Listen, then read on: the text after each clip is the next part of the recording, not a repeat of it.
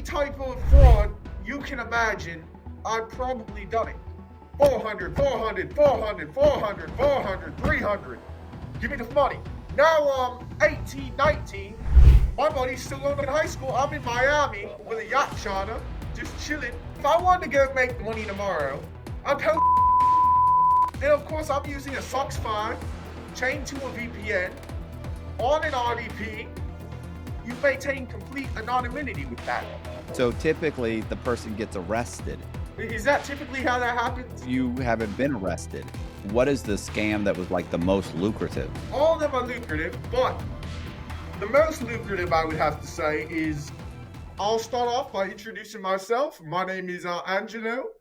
The accent, I'm not from the UK. I'm not from Australia. I just want to let everybody know so the comments don't roast me and call me a bullshitter.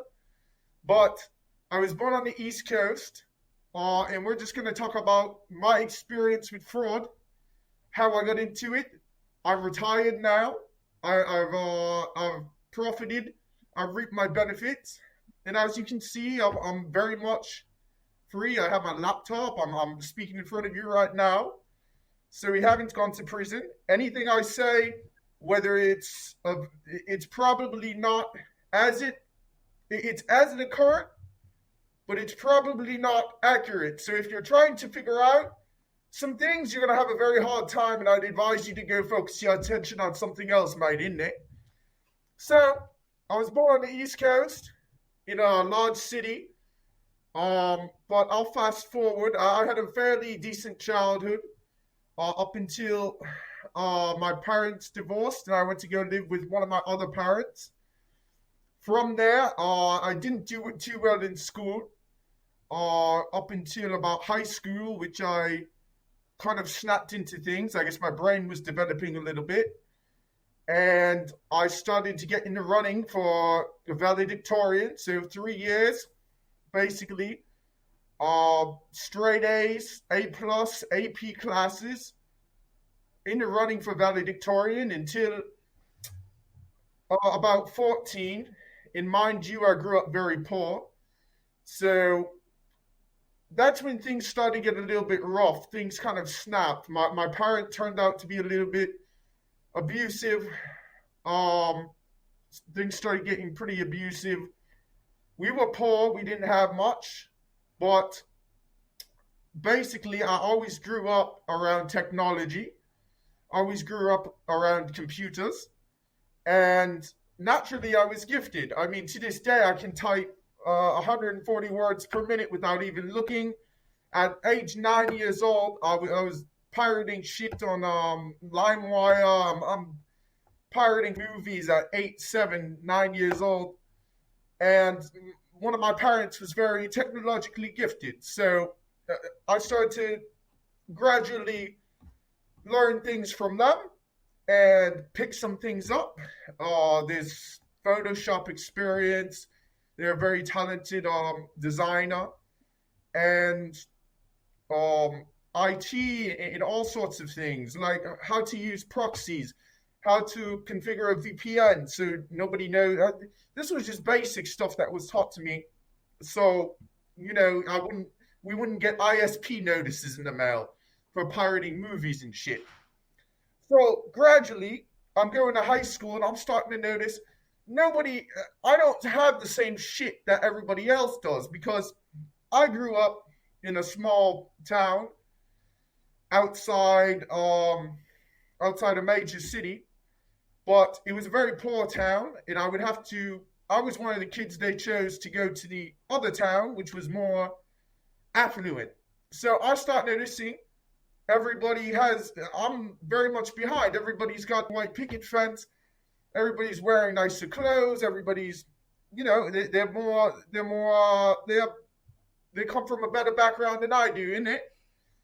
So maybe I start getting into trouble a little bit. Mind you, I'm still maintaining good grades in school, all AP classes in it. And basically, I saw a video. I'm watching YouTube one day, and I stumbled upon a video. And I remember this specifically. It was one of those videos, true crime videos, where they follow around the guy. He's in a red polo. I can vividly imagine it, and I'm sure you could find this video on YouTube if you wanted to. And he's going around. He's in a hotel room, and he's following him around for the documentary. And he pulls out the embosser, the credit card embosser, and he pulls out the laptop and the skimmer and everything. And he's writing the dumps onto the magnetic strips of the cards. This was back when they had no chip. There was no 201. 201 and 101. 101's the swipe. 201's the chip. That's the code that's encoded onto the mag stripe, onto the dump. And the dump is, of course, what you would buy online or procure yourself through a skimmer on the internet, on the dark web, whatever you want to call it. I hate the terminology and these people talking about the dark web. But anyways, basically I saw this video, and I don't know what it was. I have no idea. I mean, gradually I saw one of my parents, they would tend to bend the rules a little bit. So this mentality is not something that's it just happens unless you're just one of these people. It's something you learn. So gradually seeing my parents bending the rules a little bit, that's where the neurons fired in my brain. And I'm like, well, I'm poor now, but what if I could do this? This isn't what this guy's doing. It doesn't seem too hard, isn't it? So some weeks pass by and I'm doing some research on I'm desperately trying to figure out what it is that he's using. What is this equipment?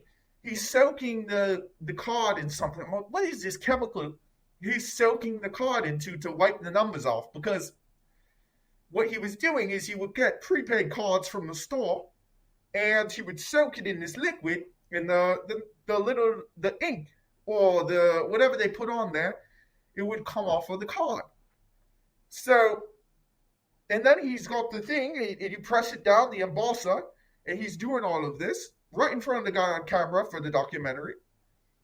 And I'm 13, 14 years old. I don't know shit. I'm like, this is new to me. I don't know anything about this. I had sold a little bit of weed, but this was all new to me. So I'm researching what this shit is for about 5-6 weeks, and I finally get to see what it is. But at the time, I was also, when I start doing my research and start trying to figure out how to get the card info as well, how not only the equipment, but how do I get the dumps? How do I get this information? Because he's saying in the documentary, you buy this information online.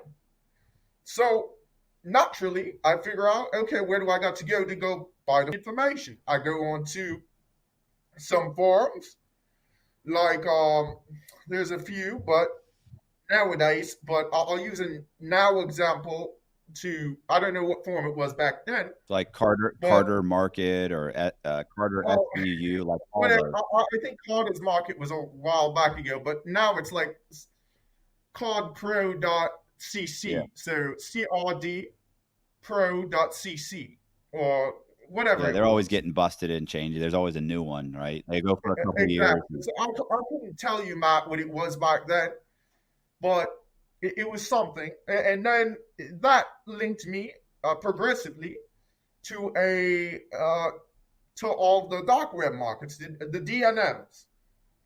And it was fairly easy to me to figure out how to download Tor and download it on my laptop and find out what everything was. And mind you, I'm 14 at the time. I'm a little, but I'm still a freshman in high school. And I finally figured all this out. And I was working a job back then. I had a little bit of money, made like bullshit, $500, $600. I'm bagging groceries. I'm doing all this shit. And I liked working. It was nothing for me, but basically, I figure out how to do this. And the idea is now in the back of my mind. It's not something I'm actively doing.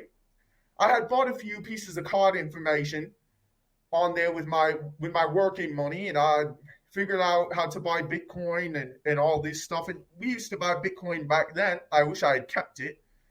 We used to cash deposit I used to cash deposit at the bank. So I'd walk in. I had my own bank account. I was a stupid 14-year-old, so I'm buying this shit my own money. So I'd walk up to the bank.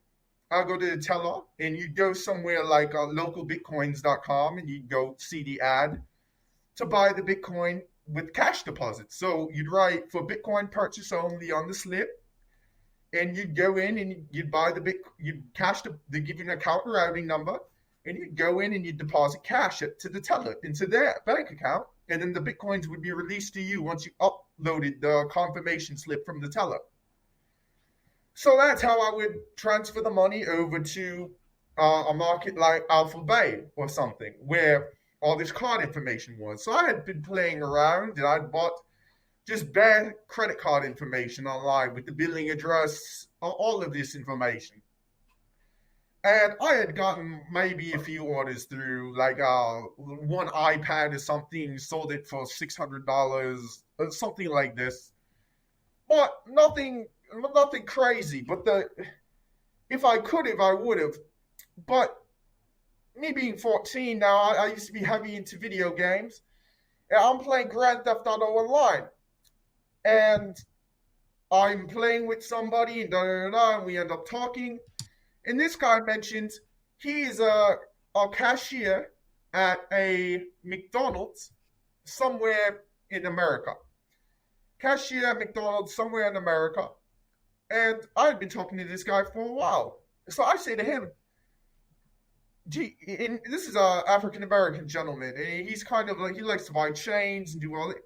So I said to him, listen, do you want to make some money? And he's like, yeah, I'll make some money. What's up? So I tell him, listen, if I send you this piece of equipment, at the time it was called a Mini DX3, and it was palm-sized in the palm of your hand, just a little skimmer. If I send you this and you Velcro this to your POS system, just out of sight, right near you would slip the card through and slide the card through at the POS, I don't even know how much money we can make, but we can make a lot of money. And he goes, okay, yeah, I'll think about it. And I get on again. I say, come on, bro, let's make some money in it. I'm 14. Like, come on, we can buy this, we can buy that. Already I'm learning how to plant ideas in people's heads to kind of manipulate them and sell them dreams and shit, because that's what you do to persuade people. You sell them dreams. I'm selling this kid a dream at 14 years old. And he eventually just agrees. So I end up going on Amazon, using my own card. It's stupid to ship this guy whatever shit. And I ship him the Mini DX3. I buy myself an embosser. And I buy myself a MSR 605. And that's the pick that you use to write the card information onto. And it was like a brick. And you might ask, where are my parents during all this? My parents are at fucking work. I'm not being minded at all. So they're getting home at 9 p.m. All of this shit. I'm alone. They don't know what the fuck's going on. I used to store all this. We were on a second floor apartment. And I used to store all this in the laundry room of the apartment complex. And there's a little entryway in a little basement that I used to stash the embossing, because it's got the dial and everything, and it's big. So I used to store it there, and I would know when my parent got home during the day, and then I'd bring it up. I'd do what I needed to do. I would go to CVS. I would shoplift. I'd stuck the green dots in my pants pocket. I'd soak the rubbing alcohol, and I would scratch the numbers off with my teeth. And basically, that would wipe off the numbers to an extent. And then I'd press up the card. It took me about a week to learn how to press up the card information, put the numbers in the right position. Because when you go to make a purchase, the cashier is going to check the last four numbers of the card. So if you swipe it through for something over $500 or whatever, they're going to match the last four of the card information to what's encoded on the strip. If it's off, it's going to give them an error message. And I had read this on the forums. All of this, I had read this on the forums beforehand. So I knew what to do, what not to do. And there was also a trick. when you would go see the cashier, and if an error message popped up on the screen that pickup card or something it was called, where they would have to call the bank because it was reported stolen, you'd stick your hand out. It's a subconscious trick. You stick your hand out in their face, and naturally they kind of get scared and they'll hand you the card back. And I maybe had to do that once or twice, but gradually I figured out that basically I had shipped him all of this. He started doing it. He started skimming the card info, and he'd send it over to me. And I started trying to use it in a few places. Go to Best Buy, go here, go there. It doesn't work at Best Buy when the card is in Virginia and you're trying to use it in Philadelphia. Right. It's not going to fucking work because it's a regional lock on the card. So I had a little bit of money saved up, and he was in one state, in one city. And mind you, my parents aren't watching me. So I said, if I really want to make big ticket purchases with the card, I have to get out there and go use the cards. So at 14, I book a flight, JetBlue, over to another city, and I'm shitting bricks, bro. I'm sweating through the airport. I have at least 20 of these cards with the numbers scratched off and everything, with the all pressed up, encoded in my wallet at 14 years old, going through airport security, TSA. I'm thinking, oh my God, they might check my wallet and all this shit. No, they're not going to do that. And so I go see him. He picks me up. He's around 18, 17. He borrowed his aunt's car or something. And we go to Staples. We go to Best Buy and all of these places. And we start using the fucking card information. And we get a few, maybe 10 iPads or something like this. I go back. I sell them. I send him his cut. And that went on for a little bit. So now I'm in high school at 14, 15. I'm walking in with $5,000, $6,000, $7,000 into class. I'm thinking of these people. I don't need to do shit. Fuck the teachers. Fuck the principals. Everything. I'm rich. I'm 14. I got $5,000, $7,000. I'm rich. I'm on top of the world. So now you can't tell me anything. So my grades are plummeting and everything. And then eventually I would just use these cards to buy shit anywhere. Like, I remember buying coffee one day, and I used to get sick of flying out there, and then we'd have to split the money and do all this shit. And I bought a coffee at Starbucks.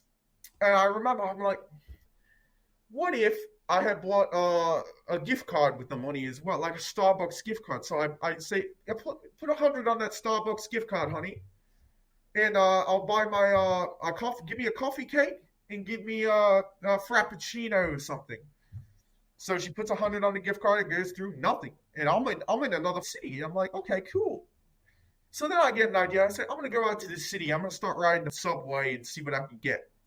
So I go to a Starbucks, and I start riding the subway. I go into the Starbucks. I say, my school's having a baseball fundraiser. Can you give me 7, 8 gift cards with $100 on each of them? She goes, okay, no problem. She's swiping the gift card, load the money. Boom, swipe, approved, boom. I'm like, okay, great. How am I going to sell these now? I start up an eBay store under somebody else's fucking personal information. And I start listing the gift cards on eBay. So now I'm riding the subway every day. I'm not even going to school at this point. I'm going to Starbucks. Hey, my school's having a fundraiser. Can you put 20 gift cards with $100 each on them? Boom, 2,000, boom, 2,000, boom. Cool. Now, money's starting to stack up in my PayPal account. And eventually it was something like 20,000. And lo and behold, my partner who's skimming the dumps and stuff, he gets fired from his job. They never found out what he was doing, but he was being an idiot. He got fired or something, doing something else.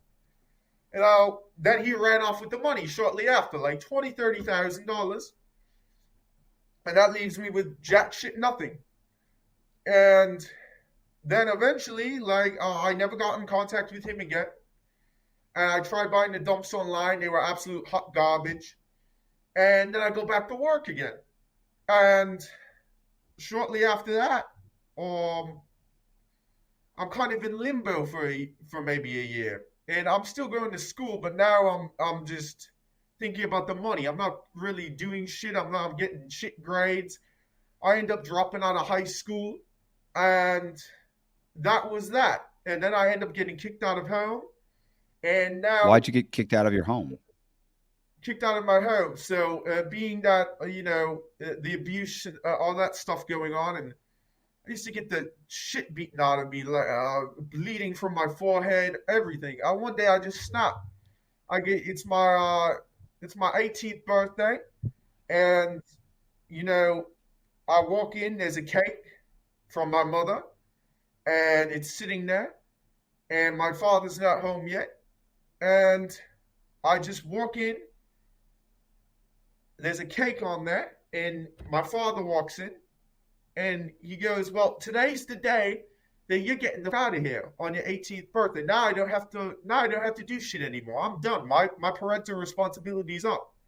And from there, and he goes, "Get the out." I'm like, "What do you mean? I wasn't even expecting this." He had no idea what I was doing as far as the cards and all of this shit. So it wasn't because I'm, and then he goes, "Get the out," and he pushes me, and I just snapped. I laid on the, I take him by his shirt, I start beating the bricks off him. He goes down to the ground, I start him up. He's bleeding down his face, and the cops are called. He's screaming from the neighbors. Cops are called. I end up going to county jail on my 18th birthday. That's where I end up. On my 18th, happy birthday. Off to the county jail you go. And that was that. And I get out, and I have nothing but all of my connections, which I made on Alphabet, just from progressively doing fraud over the last few years. And I talked to one of my card vendors, and he was my business partner for 8-9 years. And I tell him, "Hey, listen, I don't have jack shit. Can you just front me maybe 20 cards or something so I can go do something with them?" I had my laptop, I had my personal belongings. That was it.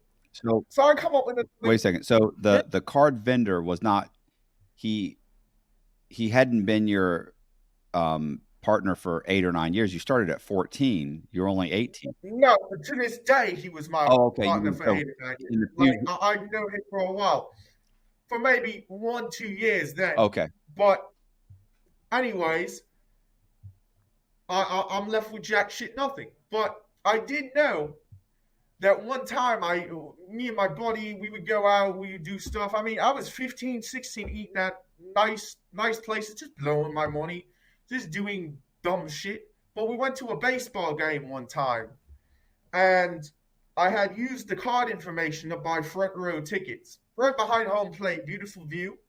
You're on camera and stuff, you're watching the ball game, you can look up, you can see yourself on TV, they're coming in and serving you drinks. And I had used the card info to buy this ticket. They were like, altogether, the 2 tickets were like maybe $1,600. And it goes through easy. There's no verification or anything because they don't want to hold up all the people going to the ball game. And the idea clicked in my head again. I said, maybe I'll buy some tickets. It's baseball season. Maybe I'll buy some tickets. I list these tickets on StubHub, and they sell right away. I get $2,000 to my PayPal. Now I'm going. I go find a room for rent on Craigslist or wherever for like $700, $800. And now I'm going again. And I said, "Oh, that was easy. Now I have a fucking place to stay. It's not only been 4 or 5 days. Now I have a place to go." I did this at a Starbucks. I had nothing. I'm at a Starbucks. I have my laptop, and that's it. Boom. And I wait 2 days. I was staying at a friend's place, and there it is, the money in my PayPal account.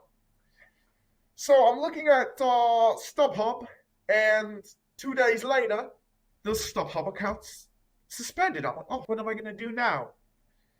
And it turns out they don't like when the tickets charge back, and there's a problem with the tickets, and somebody tries to get into the game, and the tickets are already charged back, and now they're at the gate. But I had still gotten the money anyways, but they suspend your seller account. And I say, hold on, wait a minute. Maybe StubHub won't work, but what if I just list them directly on Craigslist? So I list the ticket on Craigslist, either 2 or 4 tickets to this ball game, and I write up a nice description. Boom, boom, boom. Real professional looking, so no idiot wrote this. And I put a Google Voice number on there. So I had 20, 30 people responding to my Google Voice, to my Craigslist ad in my Google Voice. And the section was not listed. I would not list the section. I would only list the general area. So if it was like Yankee, it would be like, the game, and then right behind home plate or the loge box or the pavilion box or wherever area it was. And it would be for 50% of the ticket's value. So volume is the name of the game. I had tons of people contacting me for these tickets. And boom. So I tried that idea, and I get a huge inbox. And that's the name of the game. Inbox is the name of the game. So I would contact them. I'd say, okay, how many are you looking for? 2 or 4 tickets to the game. They'd say 4, let's say. I'd say, okay, cool. So here's what I'm going to do. I'm going to send you the tickets first. I'm going to send it to you first. It's an element of trust. And I'll send them directly through the team's website. So I'd use the team's website, and I'd type their email in. And there was a ticket transfer option. And they'd look, I'd say, check your email. So they'd check their email, and they'd see the tickets popped up in there already. And they'd be, oh my God, thank you. I didn't even think this was real. They're so cheap. It's unbelievable. And I said, okay, so now let's talk about payment. You can pay me via Google Pay. You can pay me whatever you want, Venmo, whatever. And I had a prepaid card that I'd register under somebody else's social. And that had ACH numbers. So back then, there were a few cards that you didn't even need to wait for the permanent card to come in the mail, because the prepaid send the permanent card as well. And I'd link that to Google Pay. Back then, it was like Google Pay Send or something. And it'd send the money. It would be available in your balance. So that's $400. And I'd transfer it to the bank. Boom. And it comes with a PIN. And I go to the ATM, pull it out. Go to the ATM, pull it out. And now, I'm in business now. I say, drop me 20 more cards. I'm going. And I start posting in all different cities. NFL, this, that. Boom. Transfer. And I'd have 20 people a day. 400, 300. Give me the money. Boom. Now I'm 18, 19. And I'm in it's like senior year of high school, and my buddy's still going to high school. I'm in Miami, with a yacht charter, just chilling, because I carded the thing for $14,000. I get on the yacht, I'm signing the authorization form for the credit card, and I'm working. I'm in Miami, I'm in LA, I'm somewhere, and I'm making $10,000 a week, just off of all this shit, because I have shit posted everywhere. And of course, I'm using a SOX 5 chained to a VPN on an RDP. In the Google Voice, sometimes I'd call you, but it would be on a VPN chained to a SOX 5 proxy. And that you maintain complete anonymity with that. You think that, the feds, they're so advanced, come on, bro. Like, you don't need more than 2 SOX 5 proxies unless you're hacking the Pentagon or something. So, now I'm chugging along, I'm rolling. And that goes on for a few years, maybe 1 or 2. And eventually, they start catching on, and they start, after I sell them the tickets, first they would get in a little bit. They would start going, they'd say, oh my God, thank you for the tickets. And then 9 out of 10 of them were not getting in the game. They text me afterwards. Every name in the book. You asshole, I'm going to chop your head off. I'm going to run you over with a car. You dickhead, my 9-year-old son I took to this ball game. And I'm thinking, boo-hoo, cry me up the river, bro. You got scammed out of $400. You're some suburban mom. And me, I was homeless 2 fucking years ago. So I don't feel bad for you, mate. Sorry to say, I don't. And basically, they start going to the police. And then in every city, and they start building cases. And I would have, every once in a while, I think it's funny. They would leave me a voicemail saying, "Hey, can we meet up to buy the tickets? Well, let's meet up." And I called the number back, and I'd say, just to try to explain to them that we're not meeting up anywhere.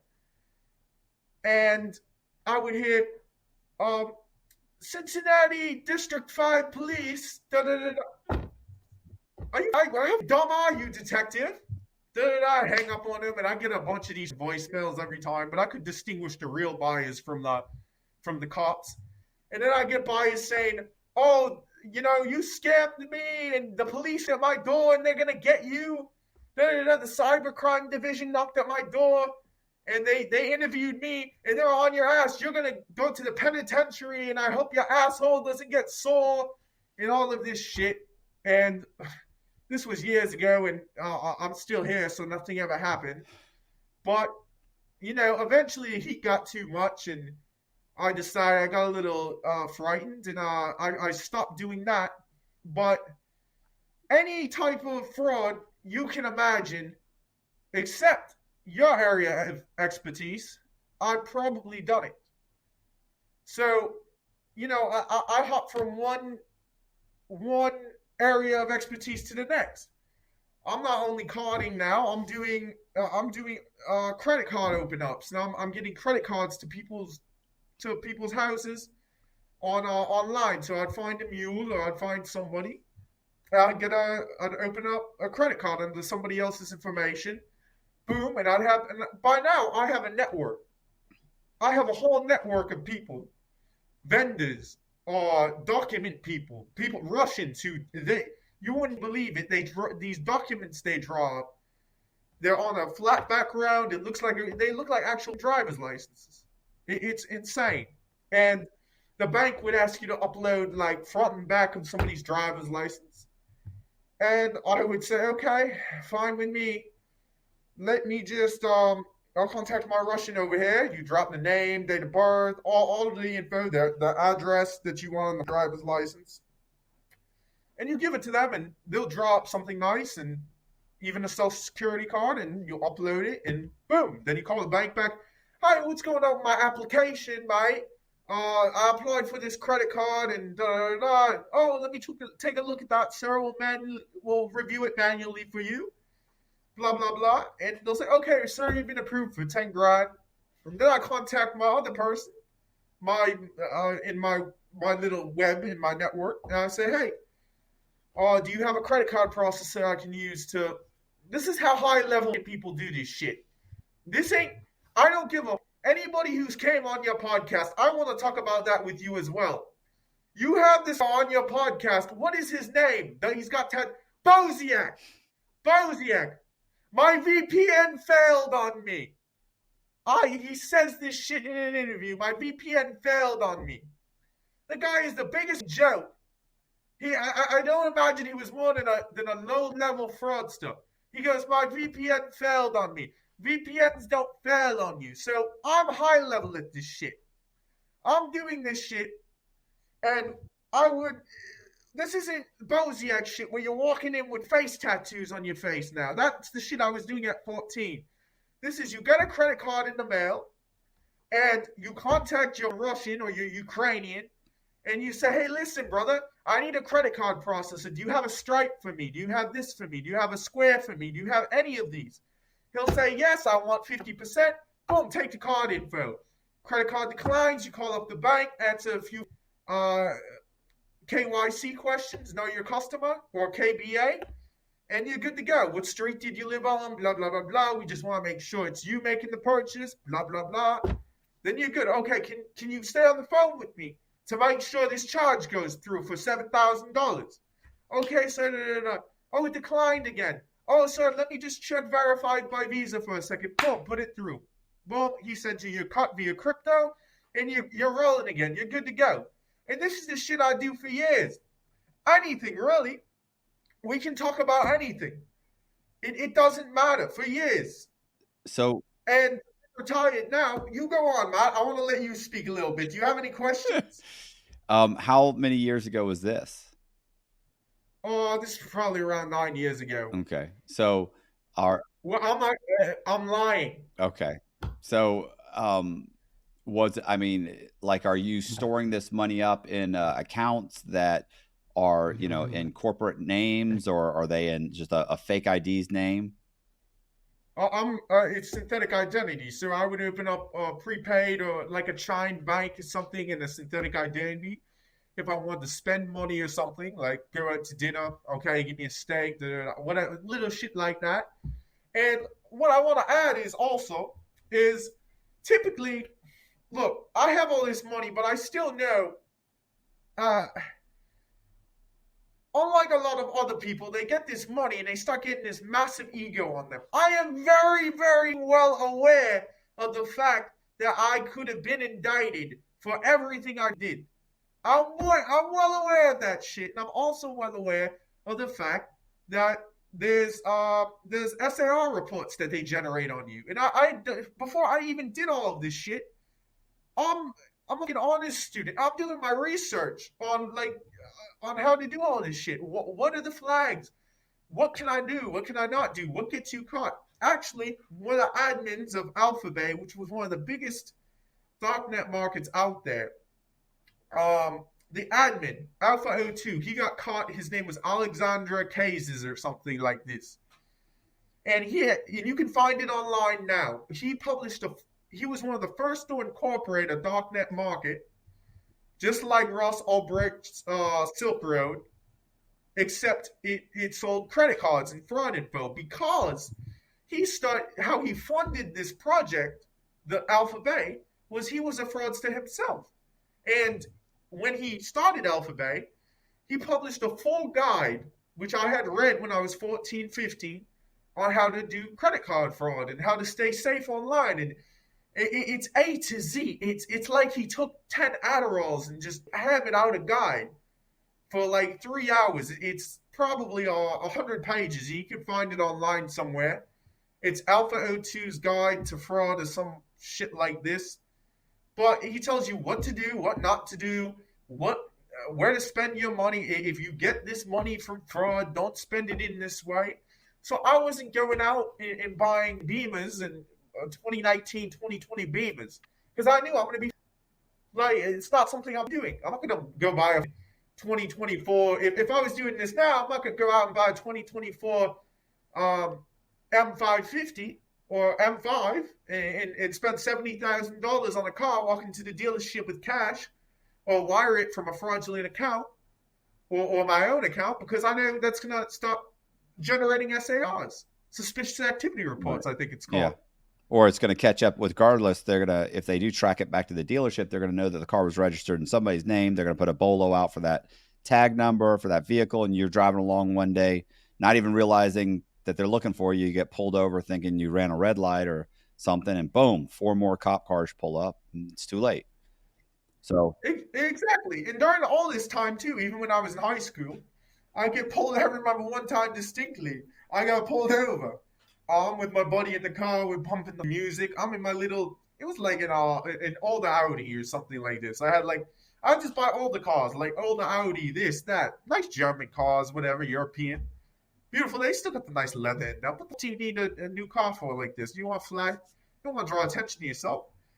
And the cops pulled me over, and this sparked a whole bunch of bullshit in high school as well, where they pulled me over and they now tell me, you were looking under the seat. Why were you looking under the seat? They said, step out of the car. I'm sweating. I'm shitting bricks.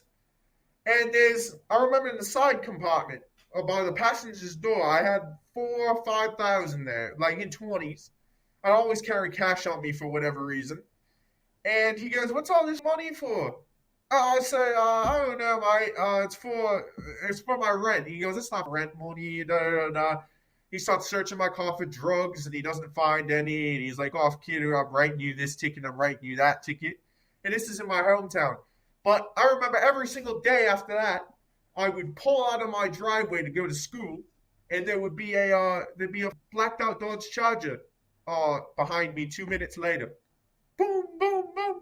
Eventually, they pulled me over. The lights are behind me, and I lose my license because they're writing me some ticket for some bullshit I didn't have done on my car.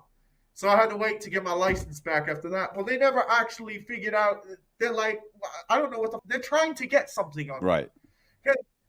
Naturally, being a dumb, this was back then, but being a dumb 14, 15-year-old, I'm walking into class with $10,000. I say, that's your monthly salary. If the teacher pissed me off, I say, that's your monthly salary. That's not even your monthly salary. That's like 2 months' salary for you. And, they're starting to talk to the police and figure out what this kid's doing. And I think it's like some court mandated reporter shit they had back then. The teachers, they have to report something. I don't know. But that ended up getting a little bit of heat on me because I was a little young and dumb. But that's about, to the fullest extent, that's about all that happened. Except they called my parents in one time, and I posted something online about, it was like the card numbers and shit. I was so dumb. It was like a picture of me, something with card numbers. I forget, but they called my parents into the parent-teacher conference. And the school officer turns to me and he goes, "Oh, I look at this. We have all the evidence. Do we need to take you in for questioning? And then look at what your son's doing. He's failing school. He's doing this criminal shit." I said, I want a lawyer. I'm not talking to you. And I just walked out of there. I didn't give up when I was a kid. But fast forward, I was doing everything under the sun. Anything you could name, I'm doing. Credit cards, this, that. And all of this money now, it's going into to a crypto wallet. That's it. And Bitcoin was anonymous for a period of time, but then progressively the federal government realized they can't regulate this shit. So anything the federal government can't regulate, they don't like. So they start cracking down on they start training IRS agents on digital forensics and how to crack down on the blockchain. And, now it's Monero, but I had crypto wallets. But back then, all that, it didn't matter because what you could do online is you could type in a crypto. You could go to Google, type in crypto mixer, and you could mix your coins. You send it. It would be an external address that you would send to. The coins would end up there. And this is shit that all of these darknet criminals are using. So you would see what's vouched, so the site doesn't take your money, and you would direct your coins over to the external wallet, and it would pass through multiple wallets. So it would pass through around 100 wallets before it got to your wallet. So it would mix it would tumble it, and you'd end up with clean Bitcoin. And then back then also, which today is non-existent. I haven't seen it anywhere but the European Union, this happening. On local Bitcoins back then, you could, with the cash deposit stuff, that was one thing. That still goes on today, but they don't like it. You could also sell your Bitcoin for cash. You'd sell it for cash. You'd meet up with somebody at a coffee shop, and they'd pull up, and you'd sit down, you'd order a latte or whatever, and you pull out your phone, you pull out the money, and you pull out your phone, they pull out the money, they'd hand you the money, you hit release coins, and it was like an escrow deal. And you'd release the coins to them once they gave you the money, or however they wanted to do it. And you'd have $10,000, $20,000 in cash, just like that. So now you have clean coins through your tumbler, and you sit down with somebody at a coffee shop, and you got 20 grand in cash. You just spend it wherever you want. That's how smart people used to do it, at least. But now it's progressively more harder. But there are services out there now that don't. They're actually foreign services. You can generate prepaid cards that link up to your phone. That you load crypto onto the wallet there, and they're not tied to your social or anything. They're foreign services. It's not. They don't do U.S. banking, and there's ways to procure these accounts, and you can buy them on Telegram or whatever. But if you were to do it now, you could load 5-10 grand onto one of these fucking wallets and tap to pay anywhere that you want in the world. So that's it. So if you did this, like you've been doing it, like you get to a point where it's an enterprise, right? Like this is like your full-time job. What? It's a career. It was a career thing. Yeah. I mean, of course. So what kind of money are you making doing it? Depending on what you're doing. So the ticket operation, I believe it was every year it was probably 200 grand Okay. for 3 years. Right. And for the other shit, you can easily clear over 200 grand in a year if you know what you're doing. And you save some, you spend some, and before you know it, you got a few hundred fucking grand in your crypto wallet. Um, so what is the scam that was like the most lucrative? The most lucrative, all of them are lucrative, but the most lucrative I would have to say is probably credit cards. Is probably credit cards. Oh, and one thing I haven't talked about yet. The most lucrative is government is when the pandemic came about. That's the most lucrative, but what was The I'm not even gonna say I did this shit, but the most lucrative was the pandemic shit, of course, where the government it rolls around and the COVID starts, and you can apply for PUA benefits or PPP. PPP came out a little bit later, but you can apply for the PUA. And me not having a job, that, but anybody who didn't have a job, you apply for the PUA benefits, and lo and behold, the benefits get deposited into your bank account next day with back pay.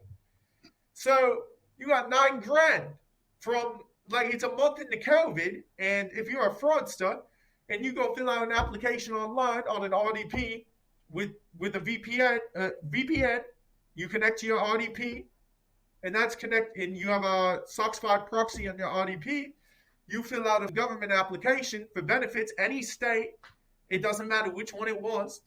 You've talked about this. I know you've talked about this. And it's a month into to COVID, and everybody's jobless, and they need to get money out quick. And you open up a bank account under somebody else's name, and you direct deposit into the account. And then you talk to some Joe Schmo who wants to make a little bit of money wherever, some lackey, and you say, listen, I need you to go buy some gift cards or buy this or buy that. We call them runners, but buy gift cards with the money that was deposited into the bank account. Here's the card info. Go link it to your tap and pay, and go and buy gift cards. Tap, tap, tap. Boom, boom, boom. Okay, upload them to the local Bitcoin site. Boom, cash out the Bitcoin. Here's your cut. Go get indicted. See you later. It doesn't matter. And that's what people were doing. And then the PPP shit was going on, and that was the most lucrative, to be honest with you, because if you're quick on the computer, boom, boom, boom, boom, boom, boom, and you can fill out applications. You have identities in a fucking Excel spreadsheet. Boom, boom, boom, and soon enough, there's automation, and you put in your CSV file, and you can go get a coffee and have the applications on the remote desktop, which is always running, and it's filling out applications. It's taking the info from the CSV file, and it's plugging in personal information, changing the proxy automatically with a Python script, and it's going over and over and over again. And you would just supply line by line what direct deposit info you wanted to put in there. And that's it. And now you just got to talk to your people and give them the shit. Go tap. Go shop. Take your money. I got my money via crypto. Not me, but whoever. And have a nice day. And that was at 9,000 a hit. You can do the math on that one, mate. Well, I mean, were there ever a time when any of these guys got busted and they were, you were concerned that it was going to come back on you? Or did they ever come close to you? Who's it going to come back on, mate? I mean, I don't know. Like, I'm not sure if these people knew who you were or they try and set you up. Like, hey, can we get together? Can we? Yeah, it would be over like Telegram or something. Right. So I'm saying at some point they don't know who the fuck you are. You're running your Telegram on 2 SOX 5 proxies chained together on a remote desktop. Right. How the fuck do they know who you are? Well, what I'm saying is at some point when they could, if somebody gets busted in the store and you don't know it, they could contact you and say, hey, man, I'd really like to meet you, or can did anybody ever try and set you up? No, during that time, anybody who was doing that or who I knew doing it, they never tried to set them up.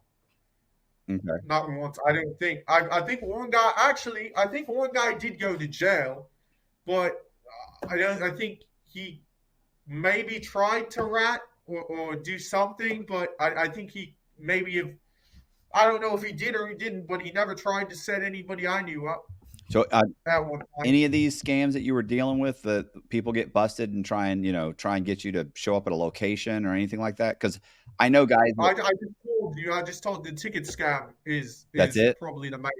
That's it. Yeah. I mean, look. When you're only working with a select web of people, highly capable people, and you come to them and you share ideas amongst one another, and it's only two of them. It's pretty, and you talk to them too. Like it's like you again, you maintain your operational security during all this, but you talk to them. You would figure out real quick when they're trying to set you up, and none of them ever did. So you would never even answer a question like that from a runner or a lackey. You would never do that. Why are you asking me to meet up with you? I didn't have to meet up with you when you were cashing my shit, did I? So why are you asking me to meet up now? If they had said that, I would have said you block and moved on to the next idiot. I would have just posted in some other group who wants to make 20 grand a week. Just some highball number, get them to come, and then do whatever it is you need to do with them. It doesn't have to be 20 grand a week. It's just enough to catch their eye. That's it. And then you go on to the next one. You cycle through. If they don't want to do it anymore, there's 50 more people just like you out there. Doesn't matter. Doesn't matter to me. At what point did you say, hey, you know what, I'm done with this? Like, this is this is enough, or it's going to catch up with me? Or was there an actual pivotal moment? Or did you just say, hey, I got enough stored away? Or like what? It was actually a few things, though. It's the thing, Matt, is if you're high level and you have the money, that's not the shit that you actually need to worry about. Is how you're going about your business. If you're fine tuned already and you know what you're doing and it's running like a well oiled machine, it's really how this comes to play in your personal life. Because people like me, I know it doesn't seem like it, but we have a conscience. Some of us, like I say, I'm real low key, and I do myself. I'm a normal guy. I love I do everyday shit. I'm not flashy. I like my cappuccinos. I like my everything, right? I'll go to the grocery store just like you. I don't give a. I'm not dining out 5-star restaurants every day. But it comes a point where you start to meet people, and you start to say, I mean, it's not like your situation where you're on the run with this crazy bitch. I don't mean to insult you, but I think I'm describing her accurately. Yeah, right. And she's like, you only know her for a week, and she's going, I want to do fraud with you, Matt. I want to do fraud with you. No, it's you meet normal people. Like you start dating somebody, and now you got to go home and you got to meet their parents. And what are you going to say? What are you going to say? What does he do? Why does he not go to work every day? Why this? Why that? And you sit at a dinner table with your girlfriend's mother for an hour eating some bullshit turkey that she overcooked, and you got to talk about this shit? Like, it gets tiring, Matt. It gets redundant. I'll tell you. And then now you got your girlfriend, come on, why don't you just go legitimate? Da da da da. And it's kind of like a mind, because at half the time they want to spend your dirty money, and half the time they want to tell you how you should be living your life. So it wears on you. I'll tell you that. So at what do you do when you finally said, so you finally said, okay, I'm wrapping it up. What do you do then? You start a business? I mean, it's hard to, everybody always says like, oh, if you just went, focused your energy and brains on something legitimate, you'd be able to make, a great living. But let's face it, there's nothing like fraud. Like that doesn't make sense. Like fraud money's way too easy. But that's what I want to clear up for you, Matt, is people, I wanted to touch on that. People say this fraud money is way too easy. The way I'm fucking, people watch these podcasts, and why I wanted to come on was, look, people watch this and they think, oh, it's just easy. Look at this guy doing it. Like, I could cite a few guests, like, well, who was it, the guy you had on your podcast? The True Lane Brown? Did he do this fraud shit? Because the title was something about fraud. Yeah, he did a little bit. It really was more of a drug story. But when I say easy, I mean once you've got it down, right? Like I'm not saying what I did was easy because it was difficult. But once I had it down, it was easy because you got it down. Well, precisely. To figure it out, to figure it out is hard as hell. But once you've got it down, it's like, man, I can create a synthetic identity, buy a house, refinance it, walk away with $300,000. Like once but getting to that point obviously is difficult. So that's why. Exactly. But it is like a full-time job because, listen, you can have it automated and everything, but at some point you still need to procure the identity information and find the right criteria of people that you need for a certain operation. But it takes a lot of work. But I would say it's more like a 25, 30 an hour a week job rather than 40 hours. So it's easy to an extent, but it takes a lot of brain power. There's a lot of guys out there, and what they do is not hard. I mean, I hate these fucking guys, mate. I hate them. Like, if they could all rot in a grave somewhere, I would love it. Like, please, get them away from society. They're the type of guys to post on Instagram and say, oh, I'll drop this check in your... They don't even say that shit. They're like, bring all BOA, bring all Chase, bring all Wells, bring all TD. And it's like a shit advertisement on Instagram. They got 4,000 followers, and half of them are Shaniquas from the hood who need to feed their babies. And they're clicking on it. Oh, I want to make $4,000. How do I make $4,000, Daddy? Well, I'll tell you, bring me your debit card and that's all you need to do. And they'll drop a check into somebody's account and it's bozo fraud. And, they just rip them off. Like half of the time they don't even get their money. It's called ripping off the head. And the head is the person who owns the debit card. But, I mean, that's the type of shit that is like mindless, low-level bozo shit. But when you're at a high level and you're doing the shit, it does take a lot of brain power, even when you have the formula. So it depends. It really depends on what you're doing. Like for the ticket shit, back when I was a little kid, that didn't take much energy. And a lot of what doesn't also take energy is people are a lot dumber than you'd like to believe. A lot of people don't realize how dumb the average American is. They're bozos. Like, if I wanted to go make money tomorrow, I'd post a car for sale. And we used to do this too. We used to do fake dealerships and shit. Like, we would make a fake dealership website. We'd go on Fiverr. We'd hire some dude from Bangladesh who's playing cricket half the day and living in some shack to make a website for us with a live chat option. It looks beautiful. It looks like your local Mercedes-Benz dealer. We have all the inventory. Would steal the pictures from other sites, other dealership sites. Would remove the watermark. Would throw them up on there, and we'd upload those pictures. And we'd post on Craigslist the pictures, the car, a very detailed description with all the options for around 50%. It would be like a Benz C-Class for, say it was retail blue book at $39,000. We list it for $25,000. And we already have the drop accounts from a lackey or from wherever. And you get on the phone and you go Jordan Belfort on them. And you go, hi, so how you doing today? This is John from da-da-da-da.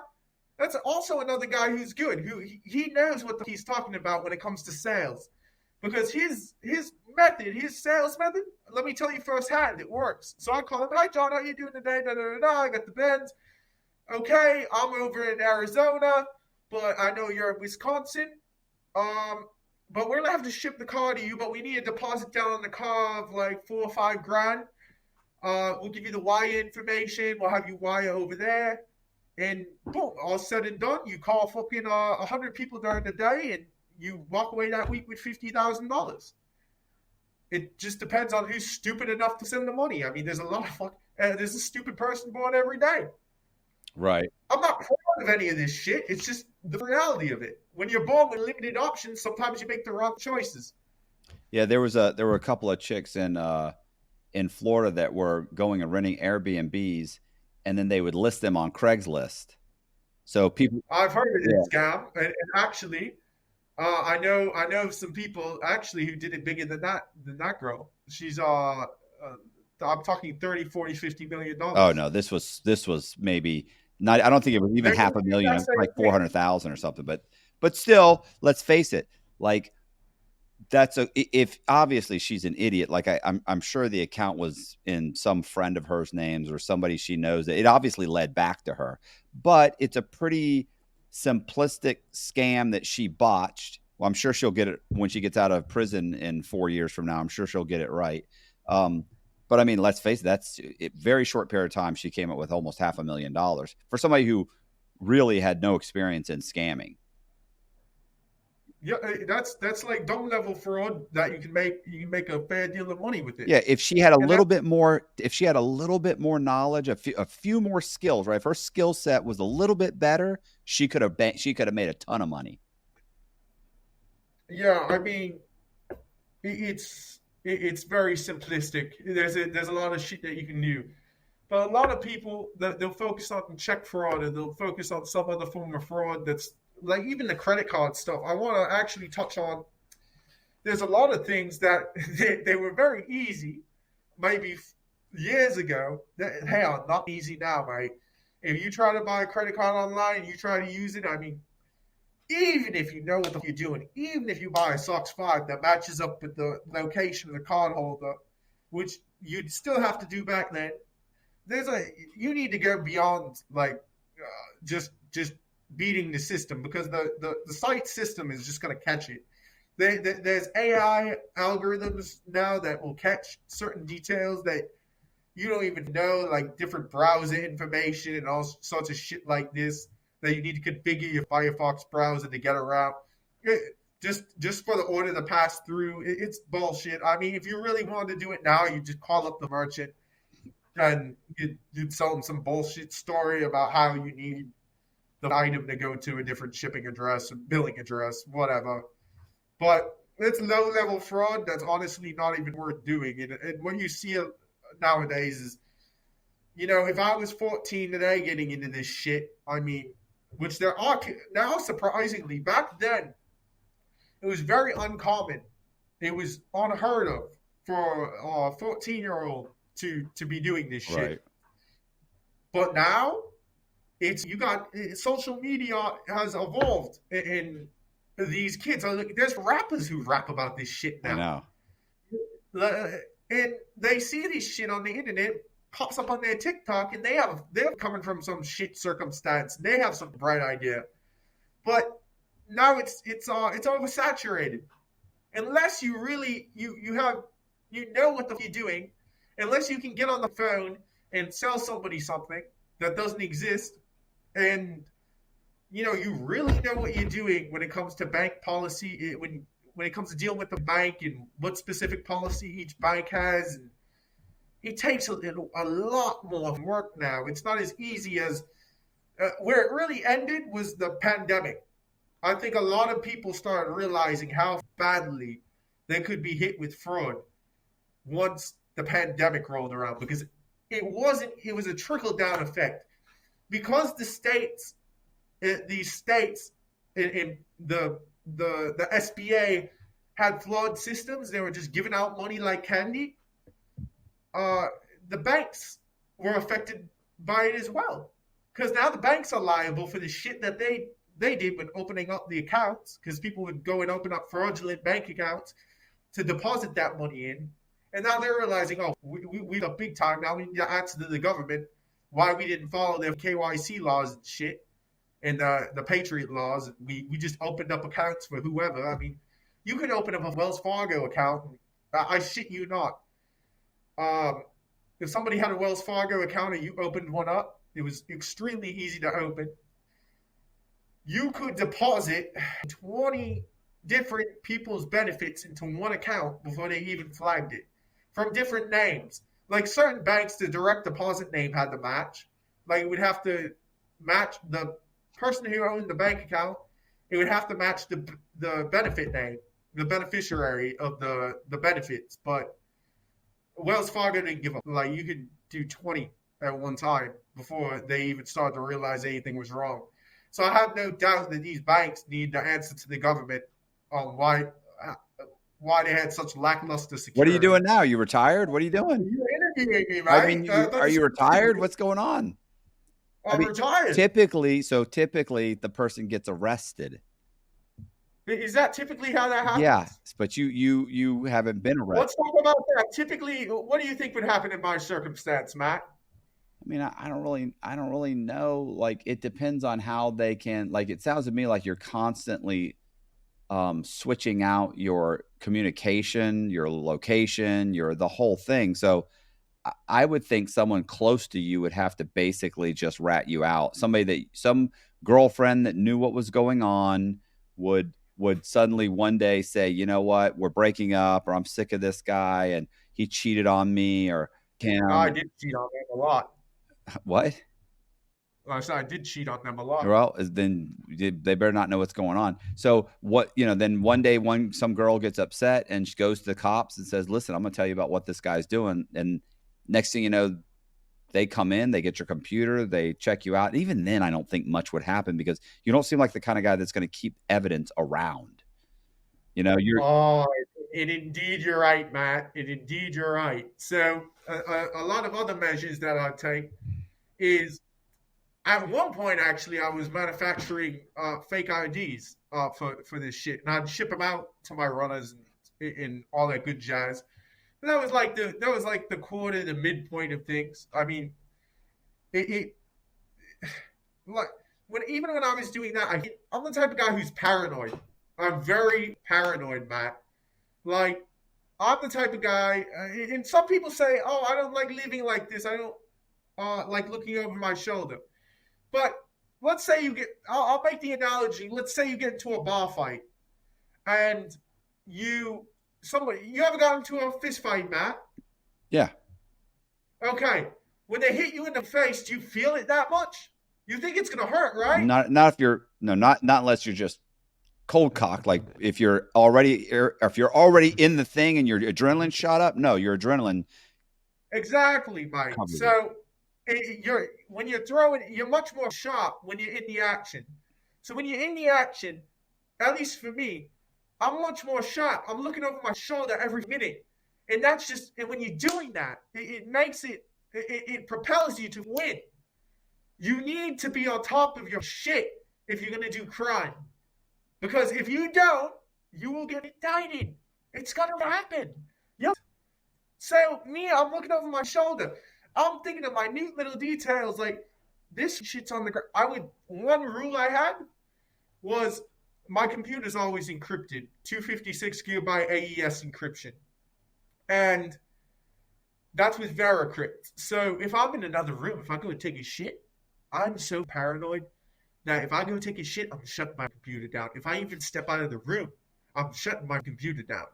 Because what happens to a lot of guys is they'll get a knock at the door, they'll be on the toilet in the morning while they're logging in or something, and that's what happened to two darknet vendors, the guys who own the markets.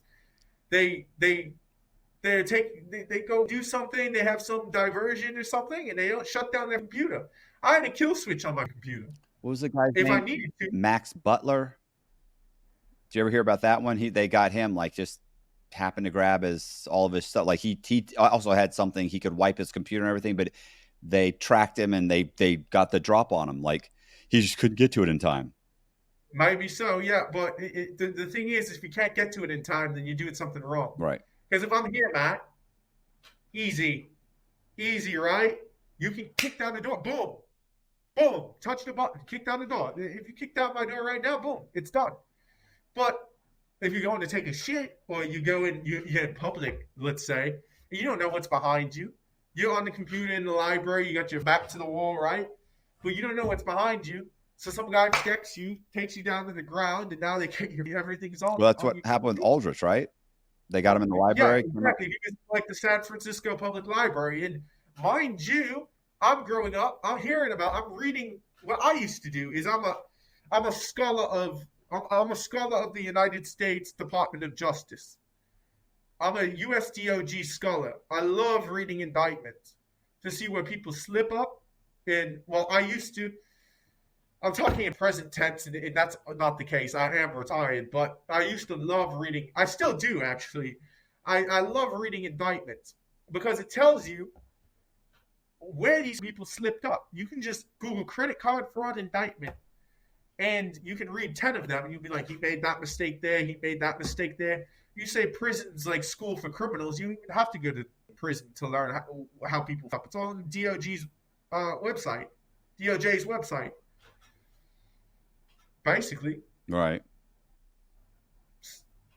So, I mean, when you're paranoid, there's a lot of shit that you start shredding things. You really start being on top of your game. You don't talk to people about your shit. You don't buy high price shit. You don't leak personal details of yourself online. And again, switching up locations is part of it already too. It's like, if you feel like something's happening, you should probably get the fuck out of where you're going. Don't shit in your backyard. That's one thing. If you want to ship something, all of this can be thwarted by just shipping to runners. That's it. A lot of these guys are just not putting shit in your name. Like, if you read 90% of fraud indictments because they deposited something in their own bank account, why would you do that? Well, so I think a lot of the fraud guys is that, they have a certain, it depends on your skill set, right? Like my skill set was varied. So, a lot of guys, they might know how to make the fake ID, or not fake ID. They might know how to make a fake credit card, or they know how to take the reader writer and rewrite the information, or they can acquire the information, or they can do certain things, but they can't figure out how to get an ID and open a bank account. You see what I'm saying? Or there's little things like they don't have all the pieces. They get frustrated. And how many times have you heard this? Like they'll have their cousin or their buddy's girlfriend open up a bank account in her name. Well, the moment she gets grabbed, she tells on you. So they thought that was clever. Well, it's not in my name. Doesn't matter. She immediately said all the checks came from Jimmy. It's over. So yeah, I mean, look, that Mike, it's the same shit to me. It's the same shit to me. It's like you go on Instagram, who's got this shit? You don't think that they're gonna start following your Instagram account? Does that not? It doesn't cross through your pea brain that they're gonna do that. They're gonna subpoena Instagram for all your communications. I think a lot of these guys think to themselves like, or maybe they don't think that far in advance. I think a lot of them just think to themselves, they just need, they just need to get the money, right? Like they're only concerned about getting the money as soon as possible, and they're not thinking 3 months down the line or 6 months down the line when they get indicted. They're not thinking that far. They're thinking, oh, I'm sure it'll be fine, because they're going to get $15,000 and they're excited. And that's all they care about. It's more money than they've ever seen. And then when it works, and they think I made $15,000. Wow, nobody came to arrest me. They don't realize it's only been 2 weeks. So they do it again, and they do it again. Now they've got 30 or 40 or 50. And then they switch it up a little bit. And so 6 months later, by the time the whole thing starts to fall apart and the investigation starts, then that takes 6 months. So now it's been a year. After a year, you become so emboldened by it. You think I was about to say emboldened. It's all about, right. It's about being emboldened. You don't realize that you've worked your way up to $500,000 or $1 million. And so when the indictment comes down, it's devastating. It's $1 million. And you're going to do, if you've already got some convictions, you're going to do 5 years for $1 million. Exactly. So it's definitely a fucking conundrum. I mean, what people don't realize is this shit goes on every day. It's insane. The shit you got 14-year-olds doing this shit. 15, like you got anybody walking down the street, they could be doing this shit. There was, it's become so widespread now that basically you've got guys during the pandemic. There was something that came out. It was it was some ATM glitch that was happening with Santander, and you had, I shit you not, in Brooklyn and the Bronx, because that's where these low-level guys are, in the Bronx and Brooklyn and Miami-Dade and the Hood and Compton and shit. There's pictures of these motherfuckers. They're lined up the block, like waiting for, like in the 80s where they used to wait for crack and shit, lined up the block to go do this shit, to go take money out from the ATM. All by it was like one night I saw this on the Telegram or whatever, and you're in the group and they're like, Santander, it's going, Santander's going, you need to do this, this, this, and this to get the money out. It was some glitch, and it can only be an ATM that's 1990s or under or some shit, and it's got to be this model of ATM. The ATMs were cleared out. Every single Santander ATM in Brooklyn, in the Bronx, and Flatbush, it was cleared out by the next morning. What was a glitch? Like, I mean, is it like if you made a deposit before 12 o'clock and then take the money out afterward? Like, is it some? It was something along those lines. I never did the shit. Yeah. It was over in like 2 days. Right.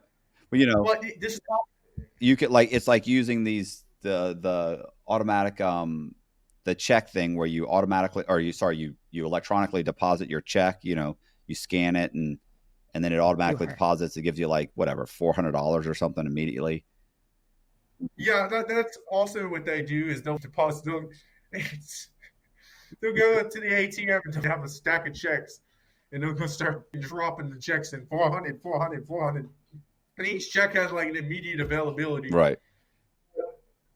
I'll tell you the truth, Matt. I have to this day, I'm really surprised.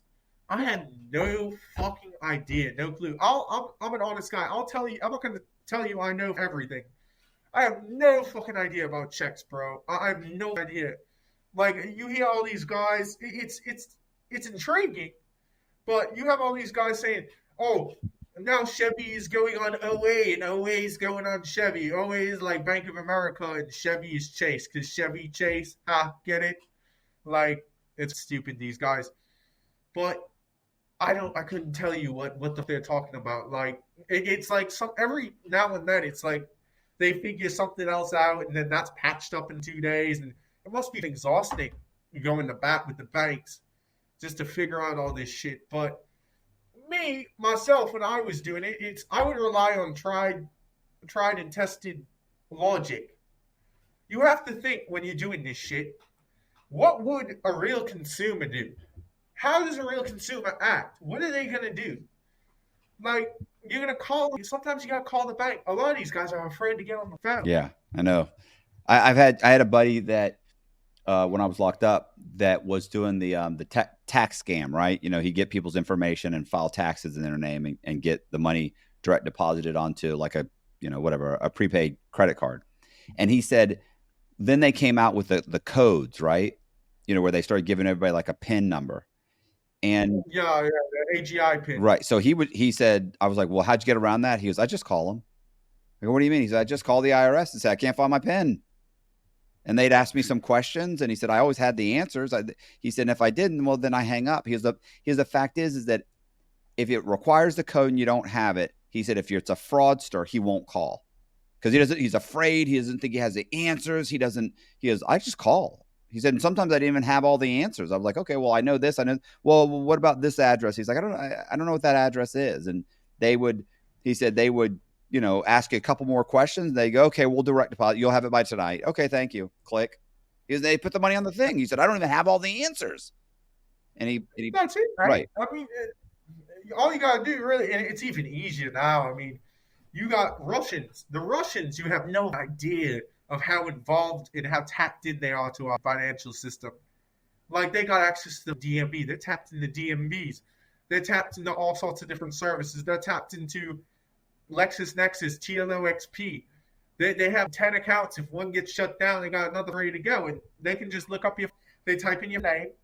They sent some documents in as a private investigator, and they got access to it. And they type in your name, and there's your social. And then it's all coded in Python to go on a Telegram bot, and you add the balance via crypto. And now you, the consumer of the Russians bot, can go type in whatever name you want, and boom, it'll all pop up. And it's you can even search by zip code. Okay, Matthew Cox, this zip code. Boom, social, this, that, anything, phone number, anything. Even if you think you've hid your phone number, guess what? They're tapped in the law enforcement databases as well. Doesn't matter. If you're somebody, I can get anything I want on you. I'm you now. Sorry, you're shit out of luck. Like, not you, but if I want to be you, I'll be you. There's nothing you can do about it. Nothing whatsoever. You're not protected. All this shit on this consumer knowledge and all this bullshit. Like, oh, protect your passwords. There is nothing you can do. When I was doing my shit, if I wanted you, there was nothing you could do to stop me. If I wanted to you, if I wanted your money, mate, I'm getting your money, and there's nothing you can do about it. Nothing. You unlock your credit. Guess what? Same thing you said. I'll call up TransUnion, Experian, Equifax. You think you've thwarted me? Okay, let's play ball. I'll call them up. Hey, mate, I lost my. Do you have your PIN? Same shit. Okay, what street did you live on in 2014? Okay, I'll look at the Russians report. Okay, cool. I'll pull the TransUnion credit report. Oh, okay. What car did you own?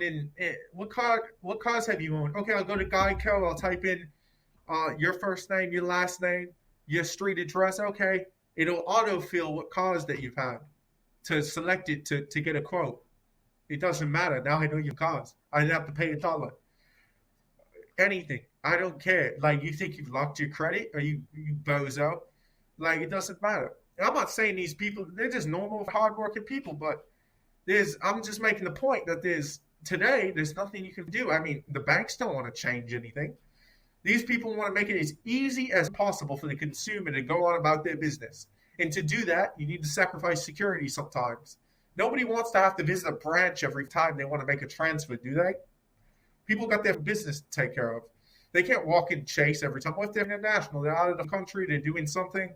They have a meeting at 8. They don't want to. They don't want to sacrifice convenience. So the bank's just gonna ask KBA questions, knowledge-based authentication, and that's where a lot of it goes wrong. It's crazy. There's shit out there you wouldn't even believe, man. I mean, people think of the dark web as some place where you can go and hire hitmen. That's all fetted out, mate. Like, if you go on one of those websites, you're either going to get ripped off, or guess what? Now you got the feds at your door because you tried to kill your ex-girlfriend because she's some guy named Jimmy. I don't, like, who gives a shit? I mean, you're done. This is not the dark web. The dark web is you buy drugs, you buy credit cards, you buy anything. You can't buy livers, you can't buy organs, but anything in the realm of reasonable possibility you can buy. Anything. You know, get cocaine delivered to your doorstep. It didn't matter. It doesn't. But for drug dealers, the problem with them is why fraud is so lucrative now is you do have to procure your product. You do have to do all this shit. You do have people who are going to rat you out. With fraud, it's very easy to go on about your business, work with one person who doesn't know your name, doesn't have your address, and they're never going to rat you out because they can't. It's as simple as that. But I don't think most fraudsters are, and I'm not saying you, I'm saying most fraudsters, I don't think are disciplined. They like you said, like we both said, you get emboldened. You start to feel, after you've done it for a year or so and keep getting away with it, you start to feel untouchable, and you start to make mistakes. You know, suddenly these guys you've been doing fraud with on the computer, suddenly you guys are buddies. Next thing you know, you start sharing information together about, like I've seen it happen over and over again. Like, the guy was cool. We decided to go ahead and meet up. Oh man. You know what I'm saying? Like, nah, he was good. No, he was good because he didn't know you. Now he knows you. As soon as something goes bad, he's going to come after you, or he's going to rat you out like that. I've seen that happen. I've listened to these guys' stories, and it's always like what happens is they just get sloppy because they start thinking they're just untouchable. I mean, that's it. I mean, Yeah, it's the lack of discipline. I mean, it happened with me. You know what I'm saying? Like I know it. I got sloppier and sloppier. Like when I was on the run, I kept saying, like, if anybody ever finds out who I am, I'm leaving immediately. I'm packing my shit up and I'm leaving. The chick I was dating found out who I was, and I stayed. It was just sloppy. Like I'd been really, really disciplined up to that point, but it had been 2 years, 2.5 years at that point, and I thought, I'm good. I'm just so good at this. Like they're never going to catch me. We just got cocky. yeah, I mean, it really depends on who you are in this whole game. I mean, it it's about building your network. The more people you know, the more you're going to be able to do. You can call you have one guy in another part of the world, and he's going to cash out your money for you, and you have one guy in another part of the world, and he's going to go into the store for you. It really doesn't matter. But I mean, man, it's crazy. It's crazy stuff. Like I said, like most people's ending to their story is, I got caught and then I went to prison. And you don't have an ending like that, and hopefully you don't have an ending like that, and you just say, hey, I took my money, I ended up opening a whatever, a little shop, or I opened up a business, or I opened up, whatever you decide to do. But I do feel like that's tough to do, because I think once that fraud gets in your blood, it is addicting and it's such a thrill. I think it's hard to walk away from. Not, I would say not in my case. I mean, another thing is like it is in your blood, but I would say when you're doing fraud, it's like a heroin addict, because it is heroin. I mean, when you're walking into a store and you can get whatever you want, or you can pull out 10,000 ACH deposit 10,000 into a bank account without doing any work, and that's somebody's monthly salary. I mean, it's a rush. You're addicted to it, honestly. But I would say, in my case, as long as you keep a level head, and this is hard for a lot of people, is keeping a level head when you're committing crime. And I'm not saying crime is a good thing at all. What I'm saying is that certain criminals operate certain different ways, and most criminals they get involved and they keep chasing that hit. But for me, I looked at it as something like, listen, I can wean myself off of this. I'm good with my money. I wean myself off of it. I can still do fraud, and nobody's going to. I can get it out of my system. Like, look, if I want to go buy something online, I mean, nobody's going to investigate this shit. It's common nowadays. You can go buy there's tracking number services where you can just buy something online, and say it's like some clothes or something, and you go on and go on this tracking number service, and they'll make it look like the package was lost in transit. You call up the store and you say, hey, I didn't get my shit, it was lost in transit. They'll refund it back to your card.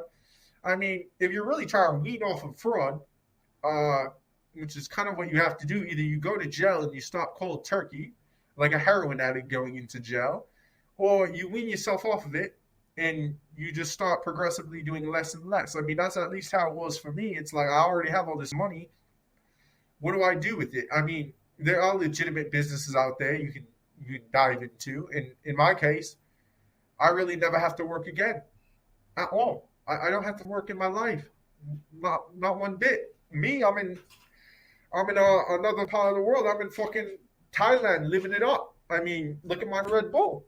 It's beautiful. You never see. Have you ever seen one of these, Matt? No, what's the little baby Red Bull? Right?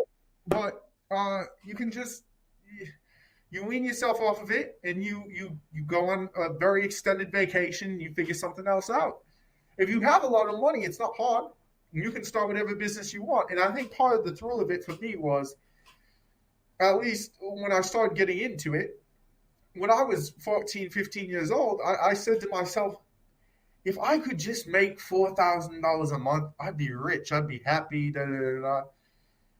If we're getting into the psychology of these things, you make that 4,000. I want to also warn everybody out there, just because I get on this podcast and I say, I got away with this.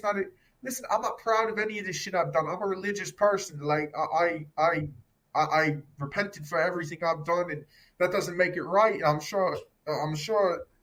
Even then, I think maybe something could happen. But with the statute of limitations, I think we're way beyond our time here. It's been years, so I think that back when I was 14, I said, if I made $4,000, $5,000, that would have been enough.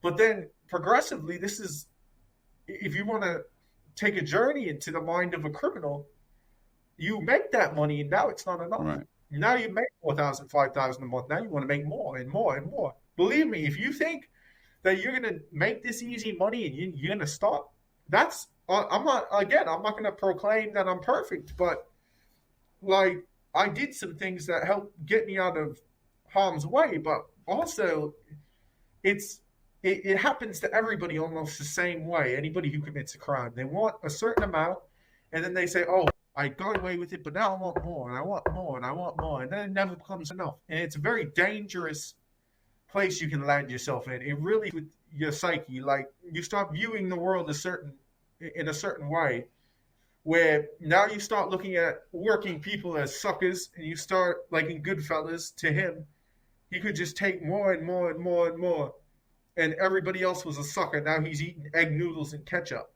So I couldn't even imagine if you start committing crime, and now you've ended up in prison, and the feds took all your money from you. How are you gonna feel? You're gonna feel like you're on rock bottom. I can tell you exactly how you're gonna feel. It sucks. It's gonna suck, and now you got to pay back restitution, and your paychecks are getting docked, and you're fucked. So I would say to anybody who's thinking about committing crime, and they watch your podcast and they say, "Oh, this is a cool thing to do," you're better off if you want to start a business. Go into the gray areas. Dip your feet in the water into the gray areas. I mean, if you really think you're a criminal and you really think you're smart, I'm going to tell you one thing. There's only a few of us out here, mate. You're not that smart. You think you're smart. That's your ego talking. You're not as good as you think you are. You're not as good as me, and you're not as good as any of the people I know out there who are still living their life. You're not. Maybe it's 1 out of 1,000 of you.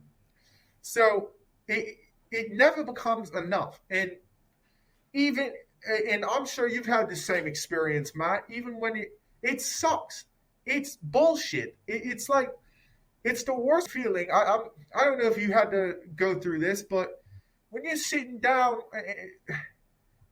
and you have to answer to your mother, and you have to answer to your girlfriend's family and all of these people how you got your money, you feel like shit. You feel like a piece of shit. You know how you got your money. Now you got to lie to them. So if you're going to commit crime, it's going to be a life of, in my experience, it's going to be a life of lies. It's going to be a life of deception. You're going to have to lie to everybody about what you're doing. You lie. One lie leads to another. And before you know it, you cross this line and you're a whole different person. That's it. You can never go back. You start viewing the world as like, who can I to get this money? You'll be going about your everyday life, and you'll be like, well, what if I did this, and what if I did this, and what if I did that, and I just got that money this way, and I just got refunded for a simple example. I just got refunded for a product that never came to my door. And, what if I could do this 500 times and make money? That's what you start thinking. And it's a way to view the world. Blank period. And not everybody's going to be good at it. That's the main point. I mean, in my current situation, I'm still thinking everybody needs a purpose in life. So I'm still thinking of what can I do, and like, what am I going to do for the rest of my life? Yeah, I have money, but at a certain point, let me tell you something, Matt. I've done it all. If people really want to get into the entertainment factor of it, you start making this money and you start going everywhere. I've been to the Fontainebleau in Miami. I've dropped $5,000 on dinners before. I've been on yachts. out in Miami. I've been on yachts out in Monaco. I've done all of this shit. I've been to LA. I went to the Beverly Hills Wilshire Hotel in LA. I've got the presidential suite. I've done all of this shit. Anything you can name. And you think getting the car in doing this is going to make you happy until it doesn't anymore. It's the rush. It's what's going to make you happy is your fulfillment in life, is doing something. It is whether you get up and you run every day, or you lift weights, you do something meaningful, like you want to start a podcast. This is the stuff that's going to make you happy in your life. Is not the money is important. I'm a firm believer in making money, but either do it in a gray area or do it in a legitimate way, where you don't have to look over your shoulder and you don't have to be paranoid, and you can explain to people what you do. You can explain to people what it is that you actually do, because you have to lie every day. There's no getting around it. You're living in Thailand. What? Yes, sir. What? Like, why Thailand? Like, is it? Well, one, it's cheap. It's definitely remote, or it's inexpensive. It's remote, but like, I have a buddy that wants to go to Thailand. Like, I mean, he like desperately, like he wants to go. He's like, this is, bro. He's been watching videos. He's all into it. How much the? Well, Sorry, go ahead. the thing about Thailand is it's very cheap. It's beautiful. There's loads of beaches, but in my case, I'm really all over the world. I mean, I've been everywhere. I've been to Australia, Thailand, Europe, everywhere. And for me, it's also like it's a travel thing. It's like you want to go, you have money, you want to go see places. Uh, so that I think that's what distinguishes me from a lot of other people. Is a lot of these guys is they'll get a lot of money and they got their car, and then what? Like, now you're driving a nice car, and it's like a fake lifestyle. It's not a lot of these. I don't know what the mentality is exactly, but it's all this Instagram shit that's playing into it. Everybody wants to show off on Instagram and all this shit and have the car. And, I mean, I never see any criminal going out and traveling the world. I never see that. I don't know why. I have no idea. Like, they're never spending their money going anywhere nice. They're always in the ghetto or something, driving around a $90,000 vehicle. It's crazy. But Thailand is just one of the places. I mean, I could name you, if you're really going to dive deep into the mind of a criminal, there's a few places in the world where it's very easy to get the shit that you want done. I mean, there's a few countries out there, and I have a few people. I'm not going to name names and name specific countries or anything. That if you want, even some European countries, it's very easy to get in contact with a government official and a banker, let's say, and you go to this banker through somebody you know, and you say, hey, listen, I got $3 million worth of illicit funds that I want to transfer into an account. And you pay them 15% on the $3 million, and their secretary prints up the invoices and the VATs and all of this shit. And they pay, then another percentage goes to the police and goes to the tax authorities and the government. And then another point goes to the banker, and now your money's clean. So, and these people will end up living there. I mean, one guy, he did the Airbnb scam. He was doing the same thing. He did some Airbnb scam, and he ended up living in some shit country. And they know people in these countries. There are so many criminals out there that you'd like to imagine. It's a lot.